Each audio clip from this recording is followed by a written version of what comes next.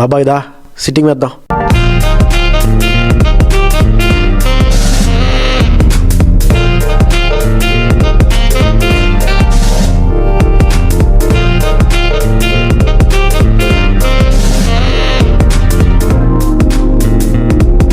This is Vizag Fun Talks.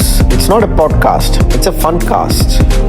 Hello and welcome to another episode of Vizag Fun Talks. New Zealand series తర్వాత మనం చూస్తుండగానే మధ్యలో ఒక T20 series అయిపోయింది. South Africa వెళ్లారు ఇండియన్ క్రికెట్ టీం. 4 T20s అయ్యాయి. మనం ఈ రోజు ఫైనల్ గా నిన్న మ్యాచ్ అయింది, 3-1 గెలిచేసాం.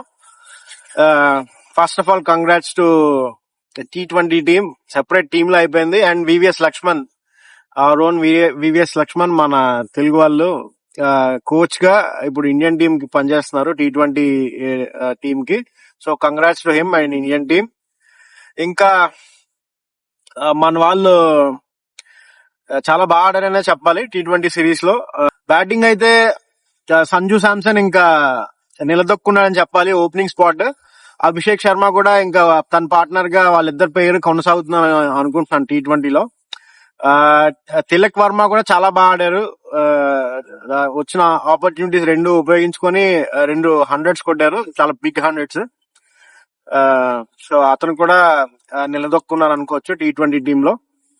ఇంకా బౌలింగ్ పరంగా అయితే హర్షదీప్ అయితే నాకు తెలిసి అందరికన్నా స్టాండ్ అవుట్ బౌలర్ అని చెప్పాలి ఇండియన్ టీమ్ లో. అతను స్వింగ్ బౌలింగ్ కి అసలు చాలా బాగా వేశారు. ఫస్ట్ ఇనీషియల్ న్యూ బాల్ అక్కడే మనకి సగం మ్యాచ్లు అన్ని విన్ అయిపోయాయి బౌలింగ్ పరంగా.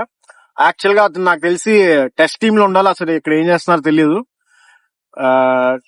ముందు నుంచి ఈ ఛానల్లో నేను చెప్తున్నట్టే ఒక left arm seamer test team లో పక్కాగా ఉంటే మనకి డిఫరెంట్ యాంగిల్స్ వస్తాయి, వికెట్ టేకింగ్ ఆపర్చునిటీస్ అవి ఉంటాయి, అండ్ మ్యాచ్ టర్న్ అయ్యే ఛాన్సెస్ చాలా ఉంటాయి.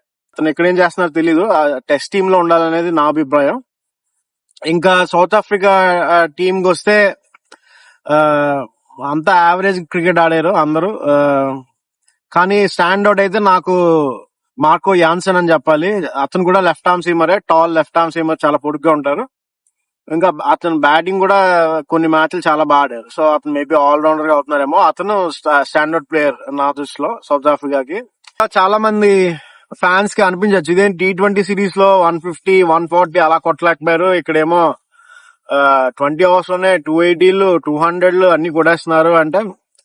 అదే మనం అర్థం చేసుకోవాలి క్వాలిటీ ఆఫ్ క్రికెట్ ఎంత తేడా ఉంటుందో T20 కి టెస్ట్ కి.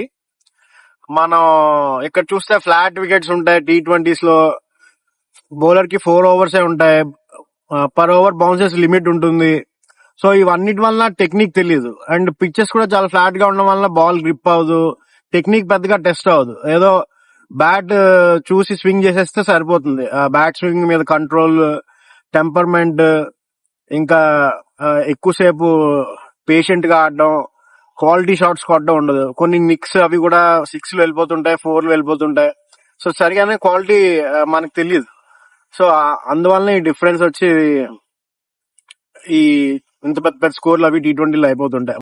సో టెస్ట్ క్వాలిటీ వేరు, బ్యాటింగ్ T20 క్వాలిటీ వేరు. బౌలింగ్ కొంచెం ట్రాన్స్ఫర్ అవ్వచ్చు కానీ బ్యాటింగ్ మాత్రం చాలా కష్టం, అది వేరే స్కిల్స్ అవి.